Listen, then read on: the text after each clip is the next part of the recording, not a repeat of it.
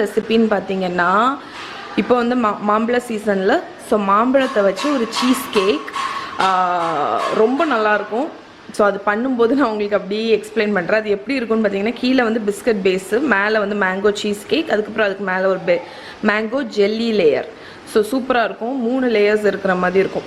Okay, so அது எப்படி பண்ணிடலான்னு பார்த்துடலாம். அதுக்கு ஃபஸ்ட் இன்க்ரீடியன்ட்ஸ் என்னெல்லாம் சொல்லிடுறேன். கீழே வந்து பிஸ்கட் பேஸுக்கு வந்து பிஸ்கெட்டும் பட்டரும் வேணும். ஸோ நான் இந்த பேக்கெட் பிஸ்கெட் எடுத்திருக்கேன். இதோட அளவு என்னன்னு பார்த்தீங்கன்னா, இது வந்து 150 கிராம். ஓகே, ஸோ இதுக்கு வந்து ஒரு 75 கிராம் வந்து பட்டர் தேவை. அதுக்கப்புறம் மேங்கோ ஃபில்லிங், அந்த லேயருக்கு வந்து மாம்பழம், சுகர், க்ரீமு, ஜெலட்டின், அதுக்கப்புறம் சீஸ் பண்ணுறதுக்கு வந்து பன்னீர் தேவை. நான் அதுக்கு வந்து 1/2 லிட்டர் பால் வச்சுருக்கேன். இந்த பாலை வந்து திரைய வச்சு இதில் வந்து நம்ம பன்னீர் எடுக்கப்போம். அதுக்கப்புறம் அதுக்கு மேலே உள்ள டாப் லேயருக்கு வெறும் மாம்பழமும் ஜெலட்டினும் மட்டும் தேவை. ஓகே, ஸோ ஃபஸ்ட்டு வந்து நம்ம பேஸ் லேயருக்கு இந்த பிஸ்கெட்டை வந்து பிளெண்டரில் எடுத்திருக்கேன். இதை பவுட்ரு பண்ணி எடுத்துகிட்டு வந்துடுறேன். அதே மாதிரி இந்த பட்டரை வந்து உருக்கி எடுத்துகிட்டு வந்துடுறேன். ஸோ நான் இந்த பிஸ்கெட் எல்லாமே பவுட்ரு பண்ணியாச்சு. ஸோ பக்கத்தில் என்ன சவுண்டு நினைக்காதீங்க, பக்கத்தில் அந்த ஒர்க் ஷாப் இருக்குது. ஸோ அதில் வந்து வேலை நடந்துகிட்ருக்கு. ஸோ அந்த பிஸ்கெட்டை வந்து பவுட்ரு பண்ணியாச்சு. இப்போ பட்டர் எடுத்துகிட்டு வந்து ஊற்றிடலாம்.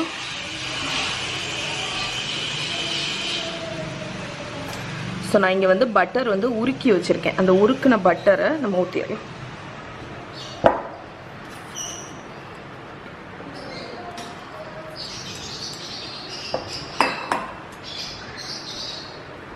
ஸோ இதுதான் நம்மளோட பேஸ் லேயர்.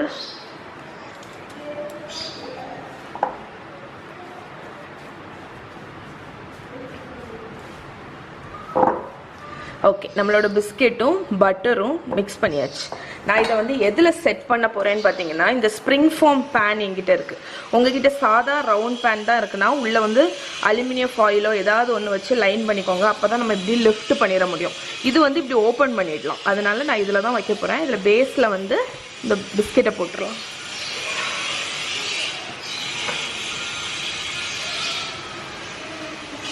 ஓகே, இப்போ வந்து இந்த பிஸ்கெட்டை வந்து ஈவனாக ப்ரெஸ் பண்ணி விட்டுறலாம். ஸோ இப்போ இந்த பேனை வந்து நான் ஃப்ரிட்ஜில் வச்சிட போகிறேன்.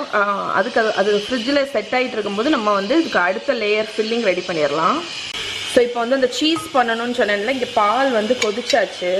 நான் இதில் வந்து தயிர் விட போகிறேன். இப்போ இது நம்ம என்ன பண்ணுறோன்னா, அந்த பாலை வந்து திரைய வைக்கிறோம், அவ்வளோதான்.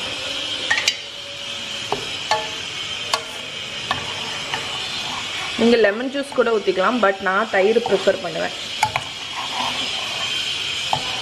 இப்போ இந்த பால் வந்து திரையணும்.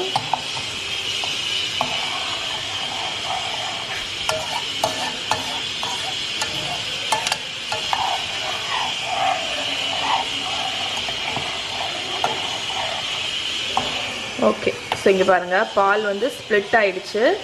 இப்போ நான் இதை வந்து அடுப்புலேருந்து எடுத்து இதை வடிகட்டிடலாம்.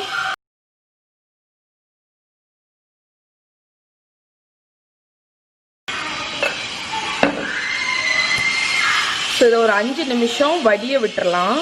ஸோ நம்மளோட செகண்ட் லேயர் பண்ணுறதுக்கு ஃபஸ்ட்டு ஸ்டெப் வந்து 2 டேபிள் ஸ்பூன் ஜெலட்டினை வந்து இந்த சாஸ்பேனில் ஊற்றிருக்கேன். அதில் வந்து 1/2 கப்பு நார்மல் வாட்டர், சூடு தண்ணியில் நார்மல் வாட்டர். ஸோ இப்போ இதை வந்து ஒரு 5 நிமிஷம் அப்படி வச்சுருவோம். அதுக்கப்புறம் இதை அடுப்பில் வச்சு காய்ச்சி உருக்கிக்கணும் நம்ம. ஓகே, ஸோ நம்மளோட ஜெலட்டின் வந்து சாஃப்ட் ஆகிடுச்சு. இதை நம்ம இப்போ வந்து அடுப்பில் வச்சு உருக்கிடுவோம். ஸோ லோ ஃப்ளேமில் வச்சுருங்க. அது வந்து மெல்ல மெல்ட் ஆகட்டும் இந்த ஜெலட்டின். ஸோ இங்கே பாருங்கள், நம்ம ஜெலட்டின் வந்து நல்ல மெல்ட் ஆகிடுச்சு. இது வந்து தளத்தலன்னுலாம் கொதிக்கக்கூடாது, அதனால தான் பக்கத்துலேயே இருந்து கிண்டி விட்டுட்டே இருங்கன்னு சொன்னேன். ஸோ இப்போ வந்து இது மெல்ட் ஆகிடுச்சு. இப்போ இதை அடுப்புலேருந்து எடுத்துடலாம். ஸோ இப்போ நம்ம வந்து ஃபில்லிங் பண்ணிடலாம். இதில் வந்து 2 மாம்பழம் வச்சுருந்தேன்ல, 1 கப் அளவுக்கு உங்களுக்கு தோல் உரித்து கட் பண்ணி வச்சுருக்கேன் மாம்பழம். ஸோ 1 கப் அளவுக்கு தேவை, 1.5 கப் அளவுக்கும். அதுக்கப்புறம் இதில் வந்து உங்கள் ஸ்வீட்னஸ்க்கு தக்கன சுகர் போட்டுக்கோங்க. மாம்பழம் இனிப்பாக இருந்துச்சுன்னா சுகர் கம்மியாக போட்டால் போதும். நான் வந்து என்னோடது இனிப்பான மாம்பழம், அதனால் 1/2 கப் சுகர் போட்டிருக்கேன். அதுக்கப்புறம் நம்மளோட அந்த பன்னீர் வச்சுருக்கோம்ல, அதை ஆட் பண்ணிடலாம். ஸோ இதுதான் நம்மளோட க்ரீம் சீஸாக ஆக்ட் ஆக போகுது. ஓகே ஓகே ஸோ இப்போ வந்து இதை நல்லா நைஸாக அரைச்சி கொண்டு வந்துடுறேன். இதில் இன்னும் ஒரு இது என்ன ஆட் பண்ணணும்னா க்ரீம் ஆட் பண்ணும். ஸோ ½ கப்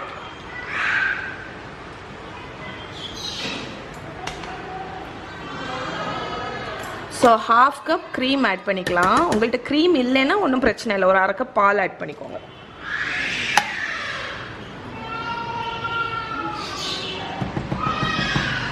இப்போ இதை நைஸாக அரைச்சி கொண்டு வந்துடுறேன். ஸோ நம்ம மேங்கோவில் எல்லாம் போட்டோம்ல, அது எல்லாமே நான் அரைச்சாச்சு, நல்லா ஸ்மூத்தாகிடுச்சு. இப்போ நம்ம இதில் வந்து நம்ம உருக்கி வச்சுருக்கிற ஜெலட்டினை வந்து ஊற்றிடலாம். ஓகே, ஸோ இப்போ இதையும் நான் பிளெண்ட் பண்ணி கொண்டு வந்துடுறேன். நல்லா ஸ்மூத்தாட்டு அரைச்சி எடுத்துகிட்டு வந்துடுறேன்.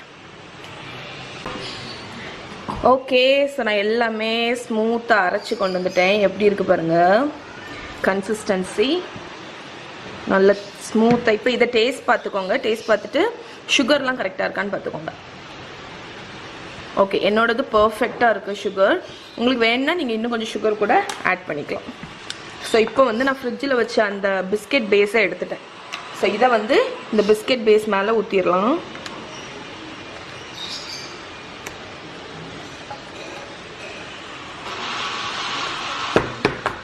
ஸோ இதுதான் நம்மளோட க்ரீமி மேங்கோ லேயர். இதை வந்து நான் ஃப்ரீசரில் ஒரு 1 மணிக்கூர் வச்சிட போகிறேன். செட் ஆகிடும். அதுக்கப்புறம் இதுக்கு அடுத்த லேயர் நம்ம ரெடி பண்ணிடலாம். ஸோ நான் வந்து டக்குன்னு செட் ஆகிறதுக்கு வேண்டி ஃப்ரீசரில் வைக்க போகிறேன்.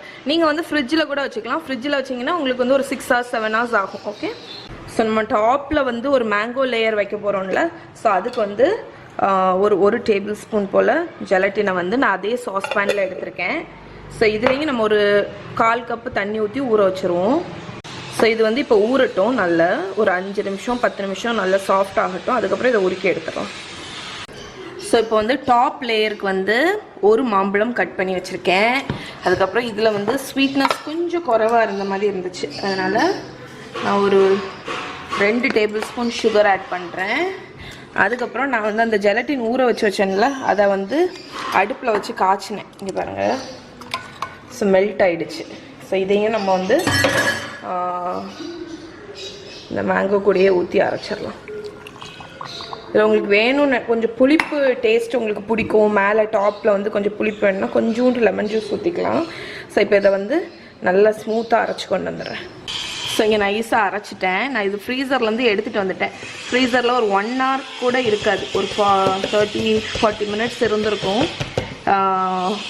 டாப் லேயர் வந்து ஓரளவுக்கு செட் ஆகிருக்கு. ஸோ ஏன்னா வந்து இதை நம்ம ஊற்றும் போது செட் ஆகலைன்னா அடியில் ஃபுல்லாக சிங்க் ஆயிரும்ல, அதனால ஓரளவுக்கு செட் ஆகிறதுக்கு வேண்டி தான் நான் ஃப்ரீசரில் வச்சேன். ஸோ இப்போ இந்த இதை வந்து மேலே ஊற்றிடலாம் நம்ம. ஓகே ஓகே, ஸோ டாப்பை வந்து ஸ்மூத் பண்ணிட்டேன். இப்போ இதை நான் வந்து ஃப்ரிட்ஜில் வைக்க போகிறேன். ஃப்ரீசரில் வைக்கக்கூடாது, ஃப்ரிட்ஜில் தான் வைக்கணும். அப்போ தான் வந்து உங்களுக்கு சீஸ் கேக் வந்து ப்ராப்பராக செட் ஆகும். ஃப்ரீசரில் வச்சிங்கன்னா கல் மாதிரி ஆகிடும். ஸோ இதை வந்து ஃப்ரீசரில் வச்சுட்டு ஒரு 7-8 மணிக்கூர் இருக்கட்டும். 8 மணிக்கூரில் 8 hours 7 to 8 hours செட் ஆயிடும் உங்களுக்கு. ஸோ இப்போ இதை வந்து ஃப்ரிட்ஜில் வச்சிடலாம்.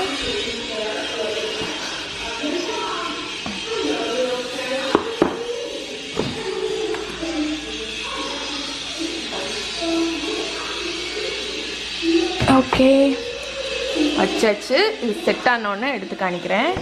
ஓகே, ஸோ நம்மளோட மேங்கோ சீஸ் கேக் இருக்குல்ல, அது வந்து நல்லா செட் ஆகிடுச்சு. நான் வந்து ஓவர் நைட் வச்சுட்டேன், இது நெக்ஸ்ட் டே மார்னிங். ஸோ இது வந்து ஸ்ப்ரிங் ஃபார்ம் பேன்னால நான் ஈஸியாக வந்து அன்மோல்டு பண்ணிடலாம். ஸோ பாருங்கள், நான் நம்மளோட மேங்கோ சீஸ் கேக்கை அன்மோல்ட் பண்ணிவிட்டு ஒரு ஸ்லைஸ் வந்து ஸ்லைஸ் பண்ணி வச்சுருக்கேன். இப்போ உங்களுக்கு இன்னொரு ஸ்லைஸ் கட் பண்ணி காணிக்கிறேன்.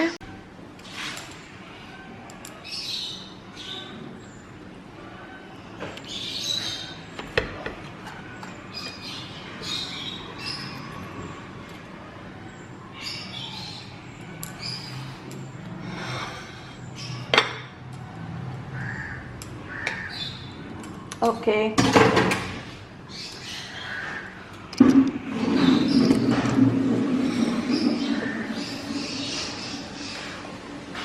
ஸோ எவ்வளோ சூப்பராக இருக்குது பாருங்கள் நம்மளோட மேங்கோ சீஸ் கேக். 3 லேயர், கீழே வந்து பிஸ்கெட் லேயர், அதுக்கப்புறம் மேங்கோ க்ரீமி லேயர், அதுக்கப்புறம் மேங்கோ ஜெல்லி லேயர். ஸோ இங்கேயும் பாருங்கள் ஸோ எவ்வளோ சூப்பராக இருக்குது. ஸோ நம்ம வீட்டில் இருக்கிற இன்க்ரீடியன்ட்ஸ் வச்சே இப்போ இருக்கிற இந்த மேங்கோ சீசனுக்கு நீங்கள் சூப்பராக இந்த சீஸ் கேக் பண்ணிடலாம். இதை ட்ரை பண்ணி பார்த்துட்டு எப்படி இருக்குன்னு சொல்லுங்கள். ஸோ இப்போ உங்களுக்கு நான் வந்து இந்த மேங்கோ சீஸ் கேக்கை ஸ்லைஸ் பண்ணி காணிக்கிறேன்.